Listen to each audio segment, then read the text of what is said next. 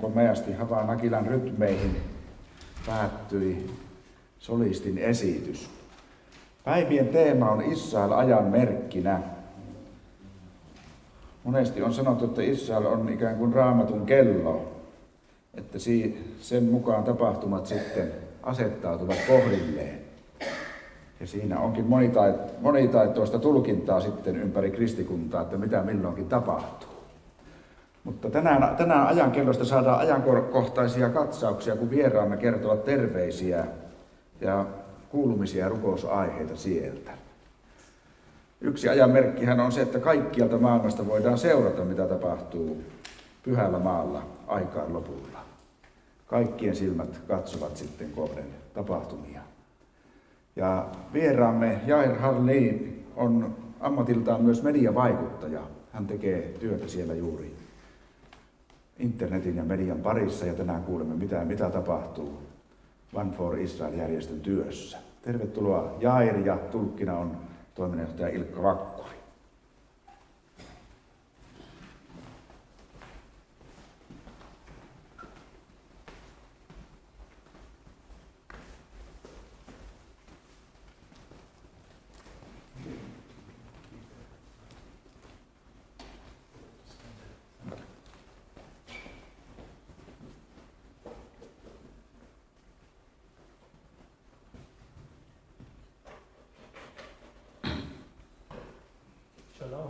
Shalom. I can do it in Hebrew. I see you guys know Hebrew, right? Että mä voin puhua teille hebreaa, kun te kaikki tunnette tuntevan jo hebrean sanon. Now, up until a few years ago, Jewish Israelis coming to know the Messiah was something very rare. That really changed in the last 10 years. I mean, in 1948, you had maybe 30 to 50 Jewish believers in Israel, and today we have almost 30,000. Aikaisemmin Israelissa ei ollut oikeastaan paljon mitään, lukumääräisesti hyvin vähän messianisia juutalaisia, eli Jeesukseen uskovia juutalaisia. Esimerkiksi silloin ennen vuotta 1948 Israelissa ei juurikaan ollut juutalaisia, jotka uskoi Jeesukseen, ja senkin vuoden jälkeen tapahtui hyvin hidasta kasvua, mutta viime vuosina ja vuosikymmenä on tapahtunut voimakas kasvu Jeesuksen uskovien eli messiaanisten juutalaisten lukumäärässä. No, I forgot I need translation, so you have to stop me if I go too far. And that's what I'll be talking about today. Tämä on se aihe, mistä minä teille tänä päivänä puhun. Allow me to introduce my organization, One for Israel. Saanko esitellä oman organisaation, jossa työskentelen yksi Israelin tähden tai Israelin puolesta?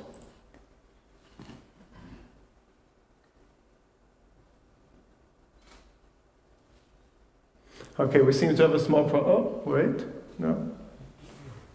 Jesus and his word are never part of the conversation. Not in our school system, not in our synagogues, and not in our media.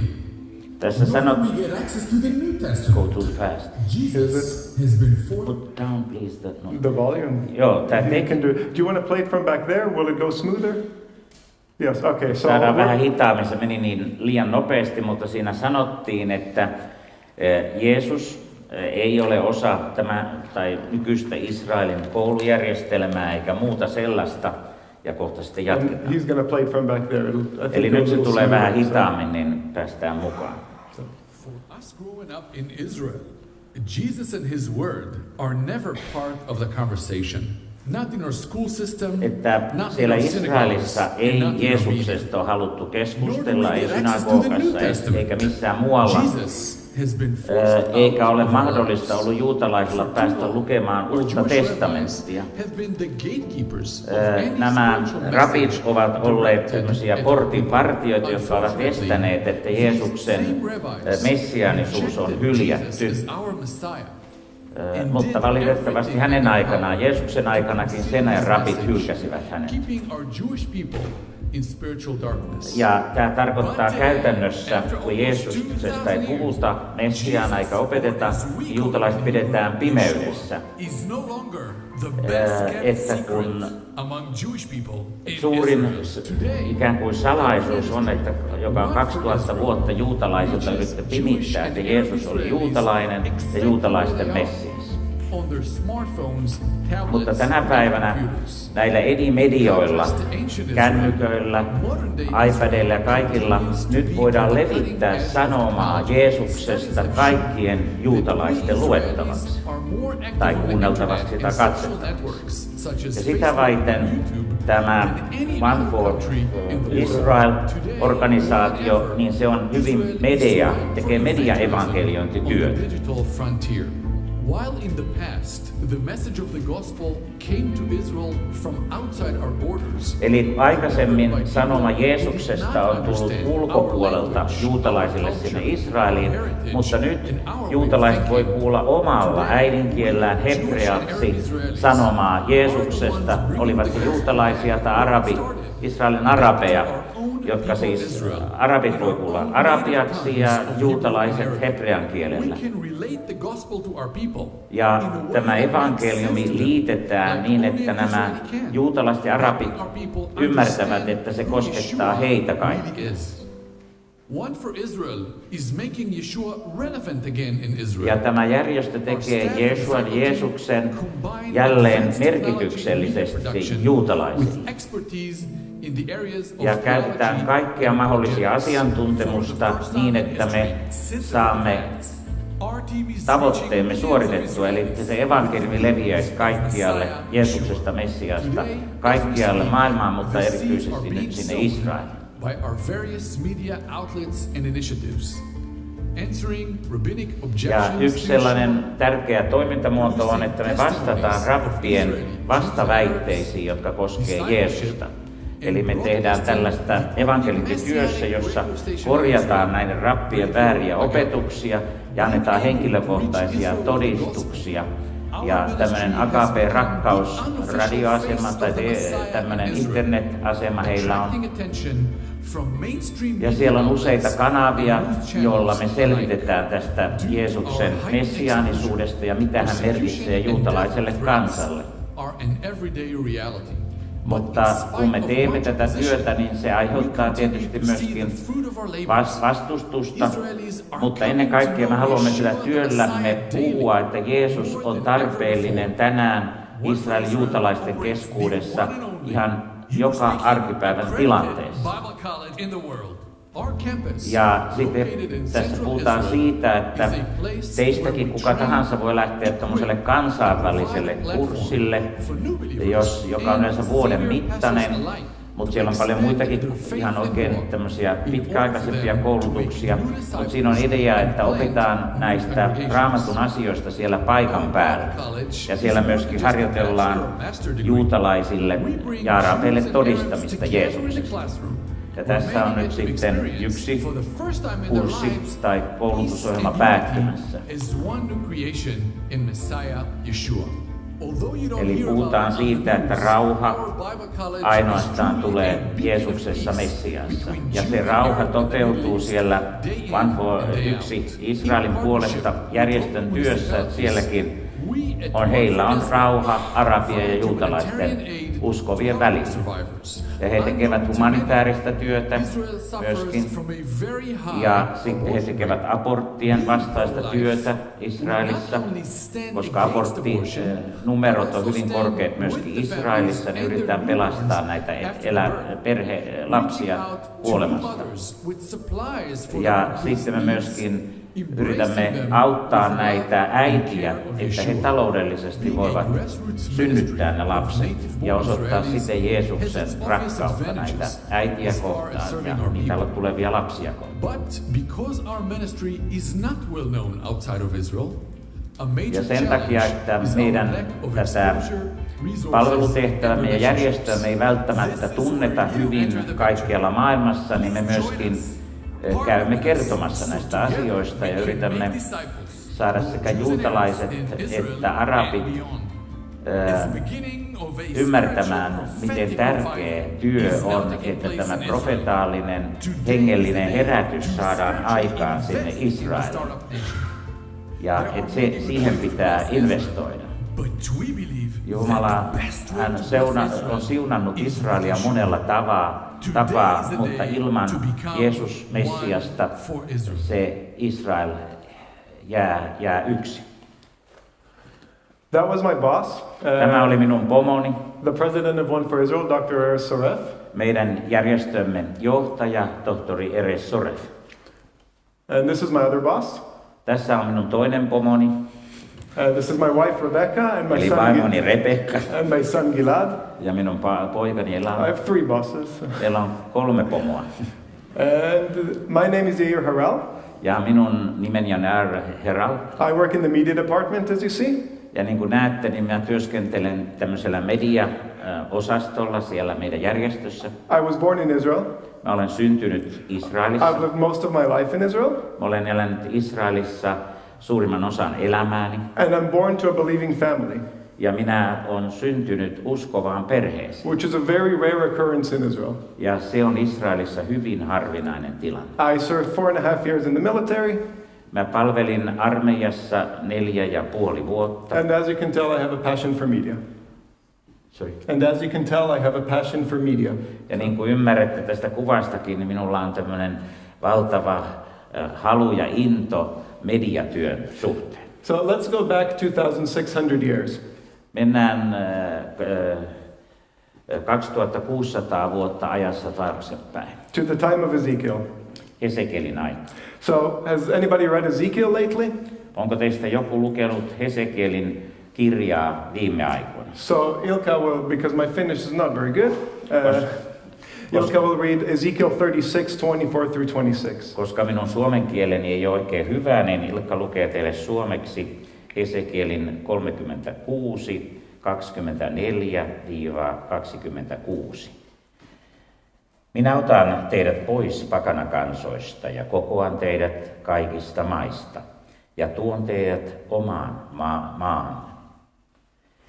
Ja minä vihmon teidän päällenne puhdasta vettä, niin että te puhdistutte kaikista saastaisuuksistanne ja kaikista kivijumalistanne minä teidät puhdistan.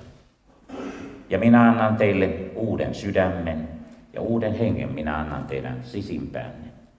Minä poistan teidän ruumiistanne kivisydämen ja annan teille lihasydämen.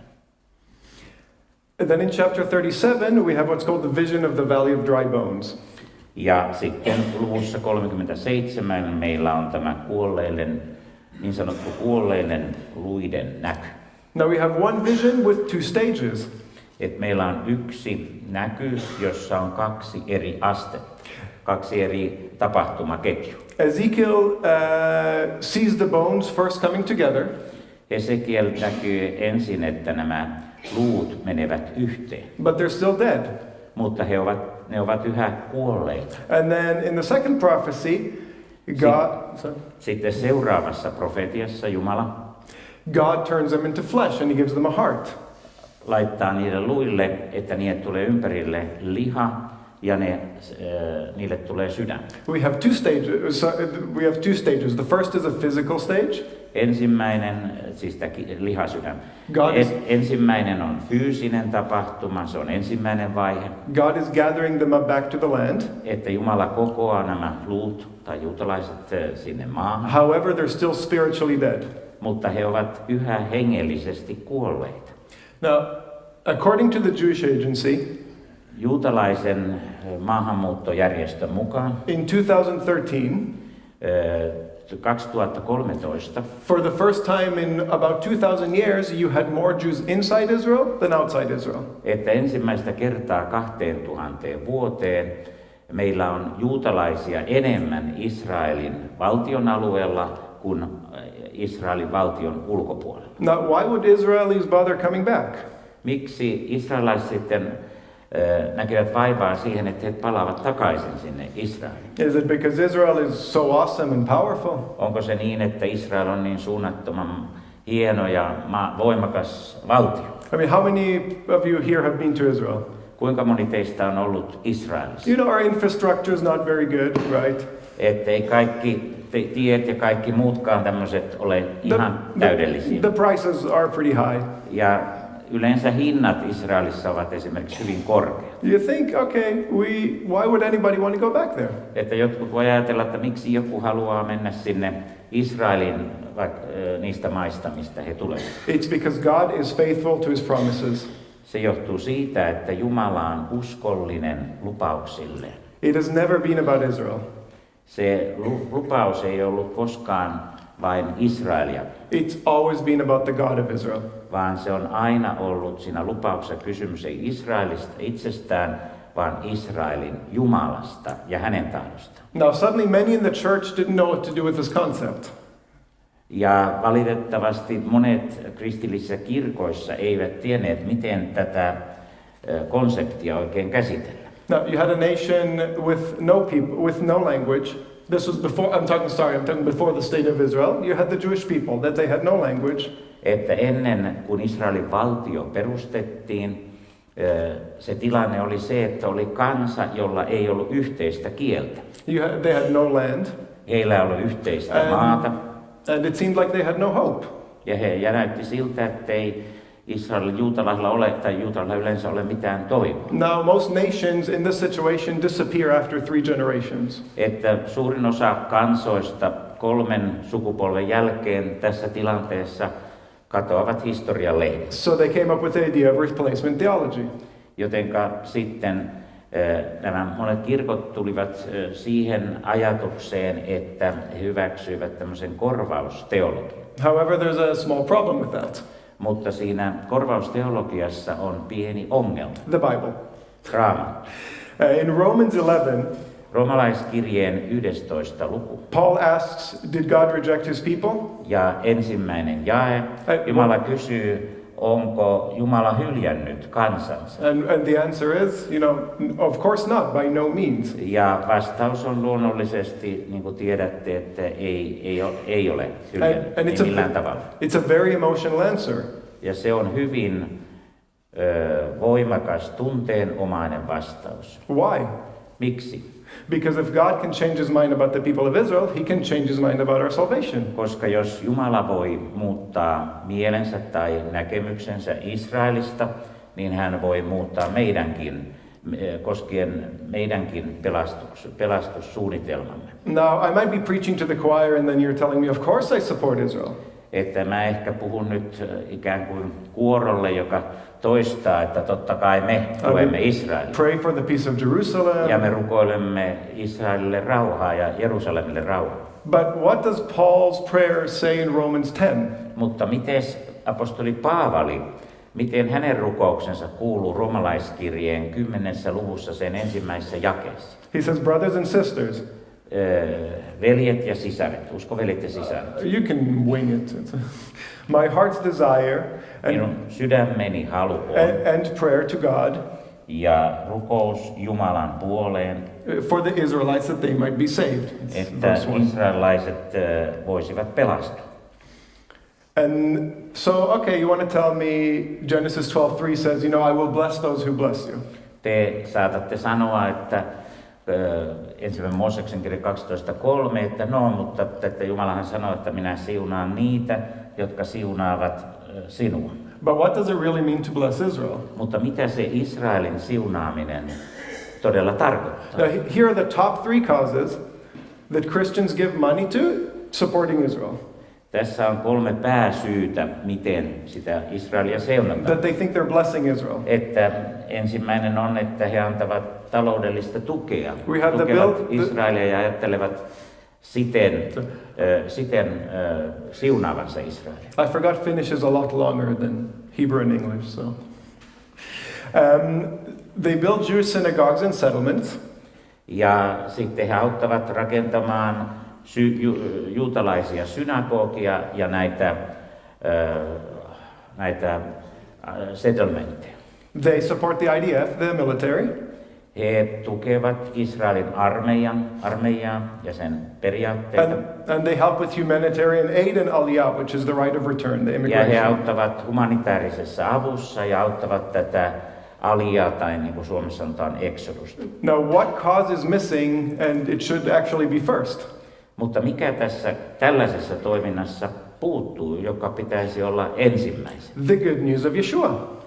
Se on tietysti ilouutinen Jeesuksesta.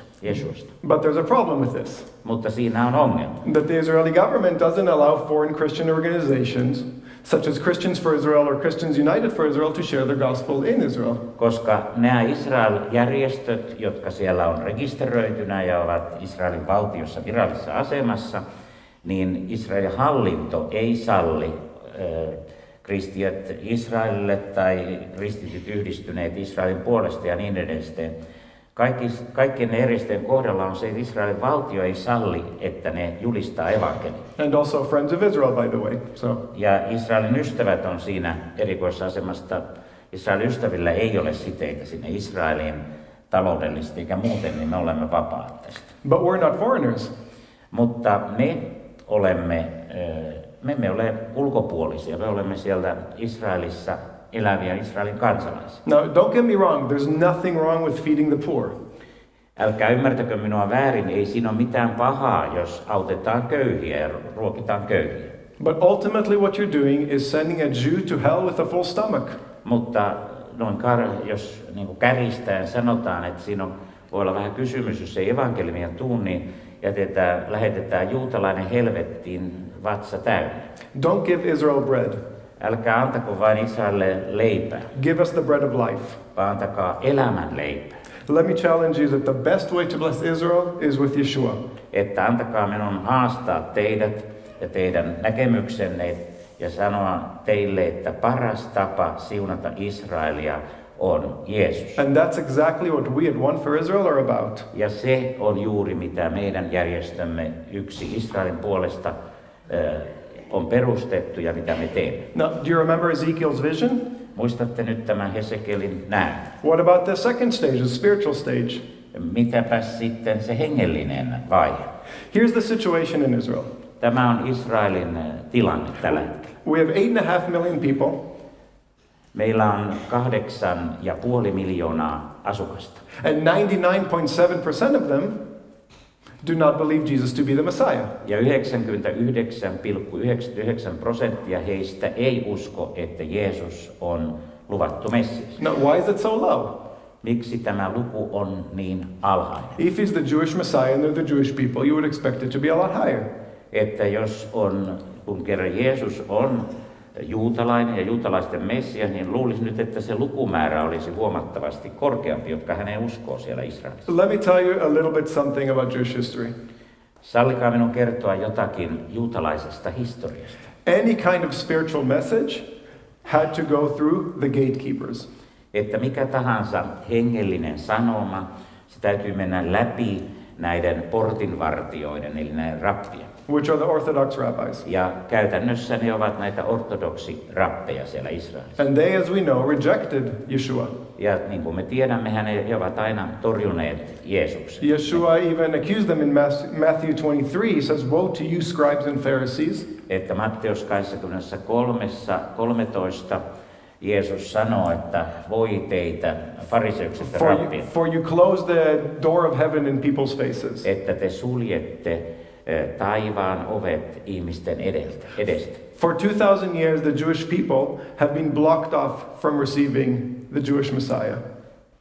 Lähes 2000 vuoden ajan juutalainen kansa, heiltä on suljettu, blokattu mahdollisuus nähdä Jeesus ja oppia hänet tuntemaan. So how do we bring the Jewish Messiah to the people? Miten me sitten saamme tuotua Jeesuksen juutalaiselle kansalle? Now, in the past, you've had attempts by the church to bring Jesus to the Jewish people. Ja menneisyydessä meillä on ollut kristillisten kirkkojen ja seurakuntien yrityksiä tuoda juutalaiset Jeesukseen. And it was mostly by force. Ja suurimmassa tapauksissa se toteutettiin voimalla eli väkivallalla. We had the Inquisitions, Meillä on ollut inkvisitioita, the Crusades, näitä ristiretkiä. and Jewish people even believed the Holocaust to be something Christian. Ja jopa juutalaiset tänäkin päivänä ajattelevat, että holokaustissa on jotakin kristillistä, eli että kristityt on jollakin lailla se holokaustin takana. We believe we found a much better approach. Me uskomme, että me olemme löytäneet paremman lähestymistavan. We're Jewish and Arab Israelis, Me olemme juutalaisia ja Israelin juutalaisia ja arabeja. explaining the gospel to other Jewish and Arab Israelis, Ja me kerromme, mitä evankeliumi on. Esittelemme evankeliumin toisille juutalaisille ja sitten arabit toisille arabeille. by going around the rabbis. Ja sillä tavalla, että me ohitamme nämä ortodoksi rabit, nämä portinvartijat. But we don't share the very European Jesus with blonde hair and blue eyes. Ja enkä me tarjoa eurooppalaista Jeesusta, jolla on siniset silmät ja eurooppalainen ulkonäkö. We share with them our Jewish Messiah. Vaan me jaamme näiden juutalaisten ja arabien kanssa juutalaisen Messiaan. More than 99% of Israelis are on high-speed internet. Yli 99% israelaisista on tämmöisen erittäin nopean internetyhteyden päässä. We're number one in the world of average time spent online. Me olemme ykkönen, Israel on ykkönen koko maailmassa, jos lasketaan per asukas kulutettu aika internetissä. For every 100 Israelis, you have 130 computers. Ja jokaista 100 israelaista kohti on 122 tietokonetta. Me, my wife, and child have 4 computers between us for some reason. Minulla ja vaimollani ja meidän yhdellä pojalla, sillä pienellä pojallani, meilläkin on 4 tietokonetta jostakin syystä. 80% of the time we spend on our phone, we don't talk. We surf the web, we go to Facebook, we do social media. 80% tutkimusten mukaan israelaisten ajasta, jonka he viettää puhelimen ääressä, ei liity puheluihin suoraan, vaan siinä mennään internettiin ja hoidetaan näitä sosiaalisen median asioita. My wife is an exception. She loves to talk with her mom. She's Brazilian. Mutta minun vaimoni on kyllä poikkeus tästä säännöstä, että hän on brasilialainen ja hän tykkää puhua puhelimessa äitinsä kanssa ihan konkreettisesti. We're number 3 in the world of smartphones per person. Me olemme meillä on maailman kolmanneksi eniten per henkilö näitä älypuhelimia. We're first in YouTube. Ja me olemme ykkönen YouTuben käytössä koko maailmassa. More than 97% of people ages 18 to 34 have a Facebook account. Esimerkiksi ikävuosista 18-34 97% Israelista on Facebookissa. You see where I'm getting with this. Nyt te ymmärrätte, mihin mä tähtään tällä. We meet our people where they are.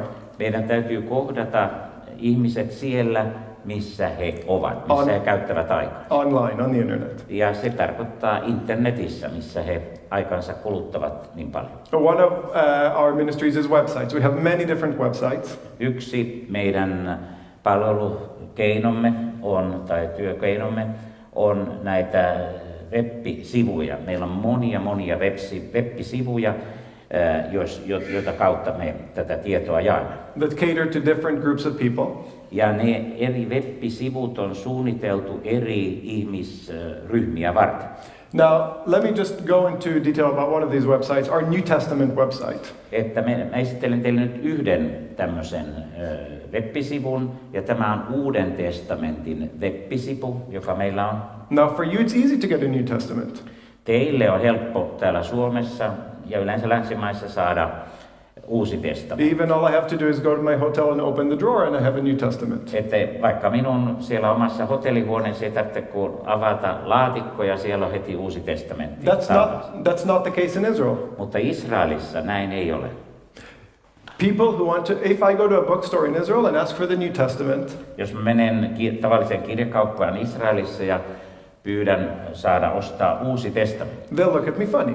ja katsovat minua huvittuneena. I can get the Quran in Hebrew. Koranin mä saan heti hebreaksi, jos haluan. I can get all the Hindu scriptures in Hebrew. Näitä kirjoituksia, hindulaisuuteen liittyviä kirjoituksia saan heti, jos haluan. But I can't buy the New Testament in a bookstore normally. Mutta en mistään normaalista kirjakaupasta en voi ostaa Uutta testamenttia. So we developed an app with the New Testament in Hebrew. That's what you're seeing on the screen there. Ja me perustimme tämmöinen web-sivun, jossa on Uusi testamentti hebrean kielellä. That anyone can download for free. Joka on täysin ilmaiseksi downloadattavissa, eli tallennettavissa. We have a website that offers the New Testament online to read for free. Ja meillä on myöskin sellainen web-sivu, jossa voi sieltä internetistä lataamatta voi lukea suoraan sitä Uutta testamenttia hebrean kielellä ja tietysti muillakin kielillä. They can listen to it for free. Ja siellä on myöskin mahdollisuus, että he klikkaa, niin he voivat ilmaiseksi kuunnella sen luettuna. They can order it for free and we Ja deliver he it to their voivat house. tilata sen ilmatteeksi kotiansa tai minne haluavatkin. So we try to offer every possible way in order to get the New Testament to them. Jotenka me haluamme käyttää kaikkia mahdollisia tapoja, jolla nämä ihmiset, juutalaiset ja myöskin arabit, saavat Uuden testamentin opetuksen eteensä. Another project we developed is Hebrew testimonies. Ja yksi toinen projekti, minkä me olemme kehittäneet, on hebrean kielellä ihmiset äidinkielellään antavat uskon todistuksia. The rabbis say there's no such thing as a Jew that can believe in Jesus. Rabit sanovat, että ei ole mahdollista, että olisi sellainen juutalainen, joka uskoo Jeesukseen. It's like a vegetarian that eats meat for them. Että se on niin kuin tämmöinen kasvissyöjä, joka tarvitsisi lihaa. So we He vertaavat tähän, myöskin tekevät tämmöisen vertauksen. So we decided to start producing testimonies in Hebrew of Israelis from all walks of life. Ja me aloimme tuomaan todistuksia hebrean kielellä, uskon todistuksia, uskon tulosta eri elämän alueelta, eli hyvin erilaisen elämän alueelta olevilta ihmisiltä. This is both Jewish and Arab Israelis. Siinä on todistajissa antamissa Israelin arabeja ja juutalaisia. And we have over 30, Meillä on yli 30. and we're constantly adding more. Ja näitä todistuksia ja me koko ajan I tuotamme niitä lisää. just filmed one on Wednesday actually. Että nyt ensi keskiviikkona seuraava ohjelma tehdään, taas uusi todistus. And these have been viewed more than 2.5 million times. Ja näitä todistuksia, henkilökohtaisia uskon todistuksia hebrean kielellä ja myöskin siis arabian kielellä, on katseltu jo 2,5 miljoonaa kertaa. Just in the past 3 years. 3 viime vuoden aikana. And the beautiful thing about a testimony Ja se suuremmoinen asia, mikä liittyy näihin henkilökohtaisiin todistuksiin, is that they can't tell the person that they're wrong. They can't tell the person giving his testimony that he's wrong. että ei kukaan voi sanoa ihmiselle, joka antaa henkilökohtaisen todistuksen omasta uskostaan, että hän on väärässä, Because it's his experience. koska sehän on hänen oma kokemuksensa, ei sitä voi kiistää. Another project we have is called I Met Messiah. Ja sitten toinen projekti, mikä meillä on, että minä olen kohdannut Messian. That's the same idea, Jewish people that believe in Jesus, but in So- English. Tämä on sama ajatus, että siellä on todistuksia juutalaisista, jotka uskovat Jeesukseen, henkilökohtaisia todistuksia, mutta tämä web-sivu, ne todistukset tehdään englanniksi, että kaikki voi ne ymmärtää. We have over 100.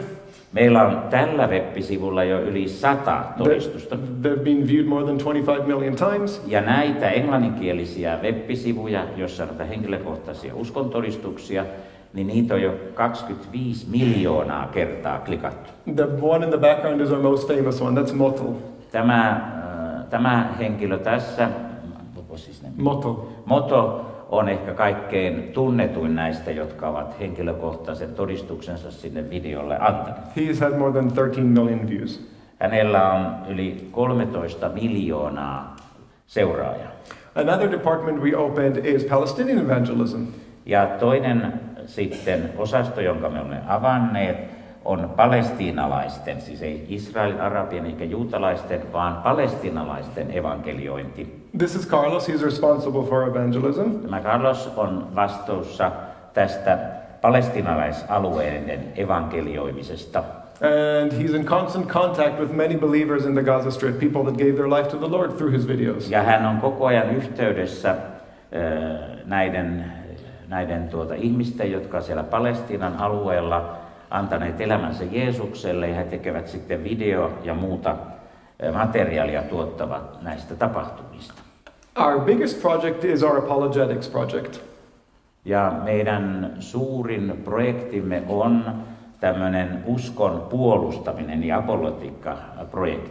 For the past 2,000 years, Viimeisen 2000 vuoden ajan there have been many lies and prejudices and just basically lies about Jesus from the Jewish people. They didn't know who he was, they don't know about the New Testament.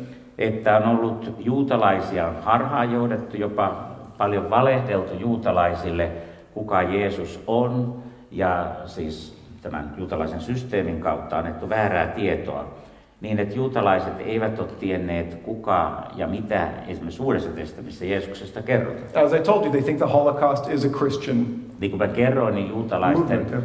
ajatus näiltä rappeilta ja muilta on se, että koko holokausti on kristittyjen aikaansaannos. And so we have over 100 of these videos. Ja meillä on yli 100 tämmöistä uskon puolustusvideo, jossa korjataan näiden rappien ja muiden vääriä opetuksia. That answer different objections like how can God have a son?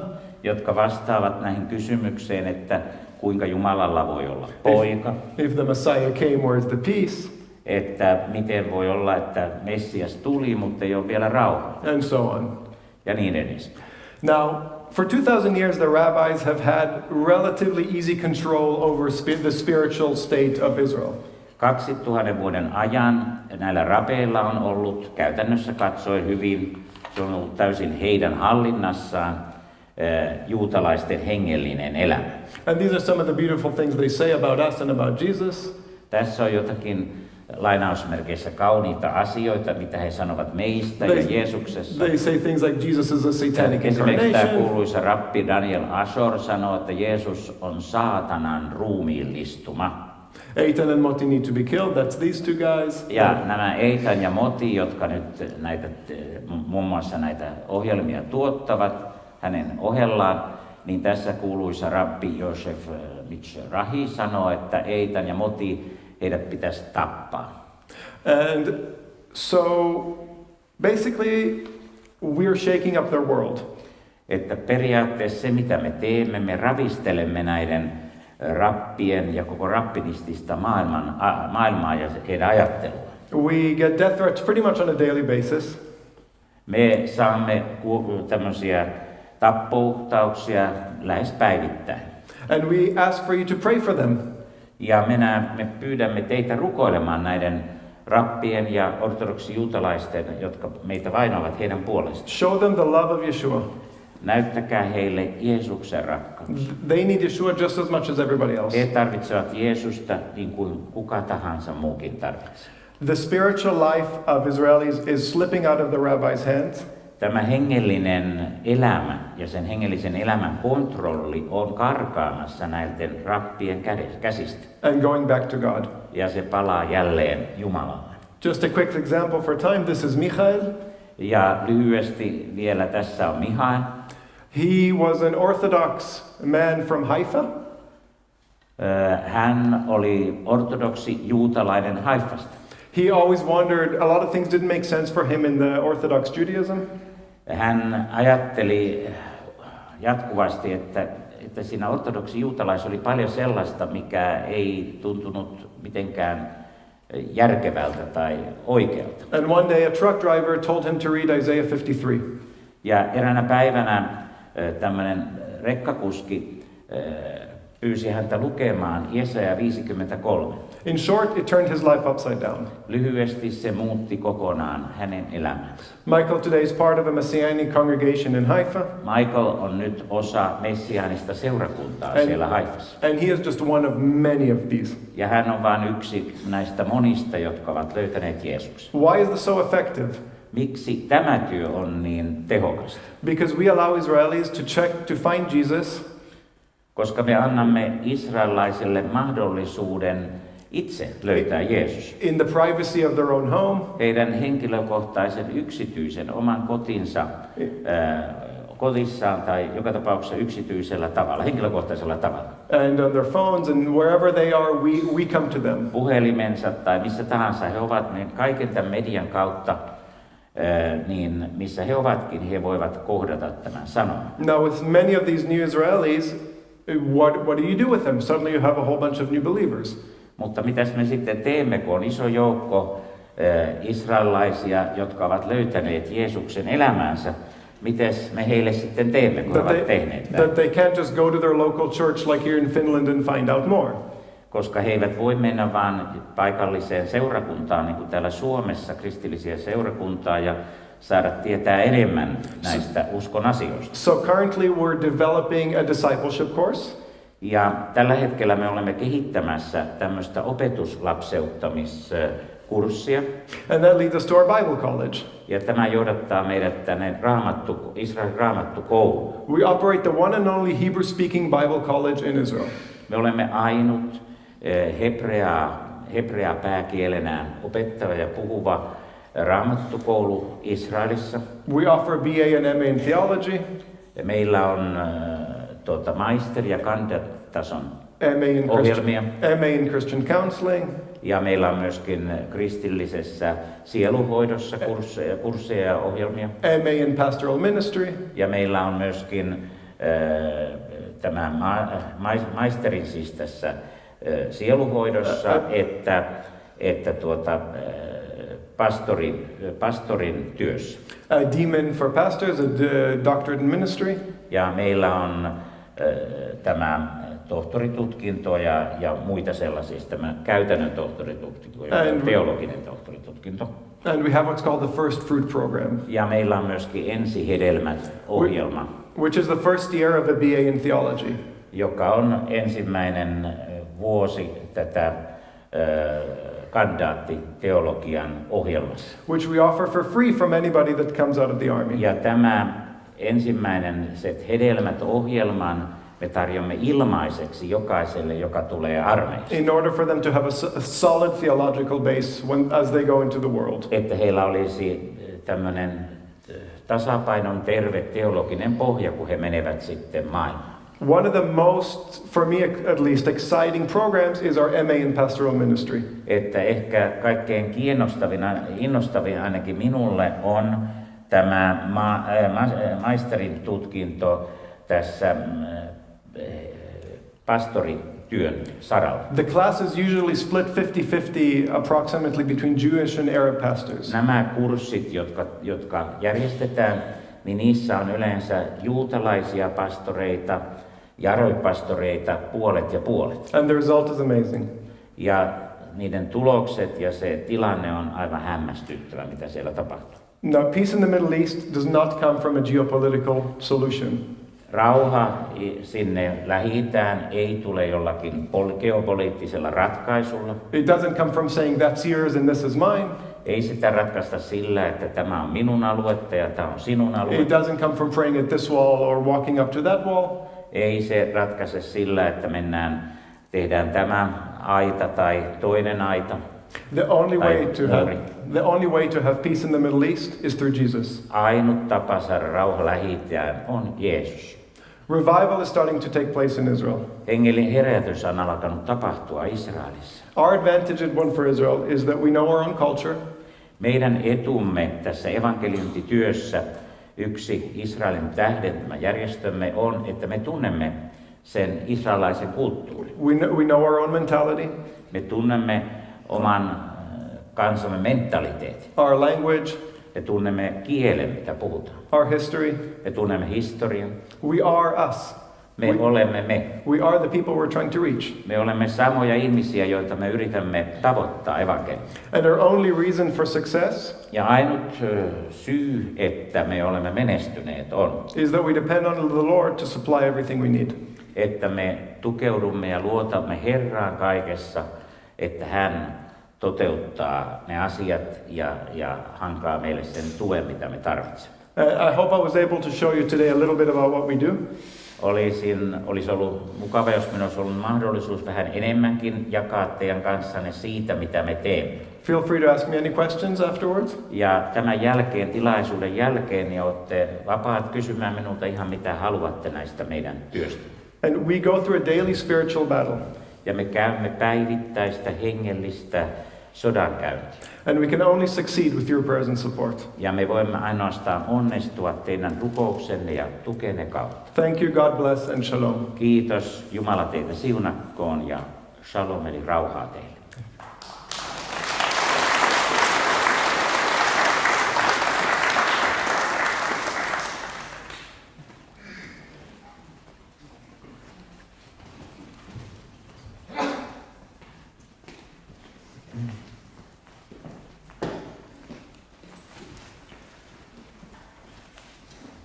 Kiitoksia Jairille.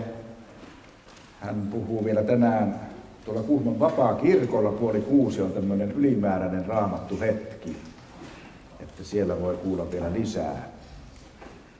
Tänään kerätään 4 kolehtia, kun on ilmeisemminkin ajatus, että kansa on tullut sillä mielellä, että haluaa tukea Israelin hengellistä työtä. Ja aina eri tilanteissa eri teemoilla kerätään. Kerätään arabiseurakunnille ja kerätään juutalaisseurakunnille. Ja tämän aamun kolehti luonnollisesti menee niin Jairin omalle työlle kuin sitten toliskivieraan, eli messianisten kristittyjen työlle, messianisten juutalaisten työlle Israelissa. Laulamme 2 yhteislaulua. Lahjoillasi meitä siunaa taitaa olla ensimmäinen, jos tietokoneen ääreltä löytyy. Ja kerätään tuo lahja sinne Israeliin näiden 2 laulun aikana. Amen.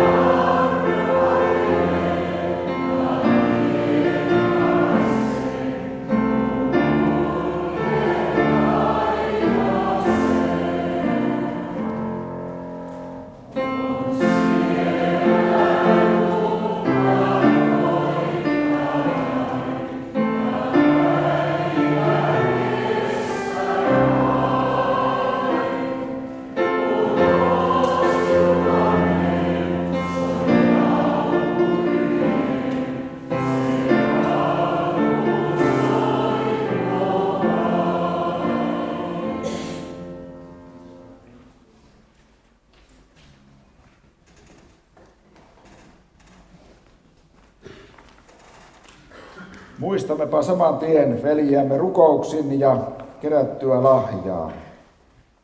Taivaallinen Jumala, kiitos, että herätät aina uuden siemenen uskoa.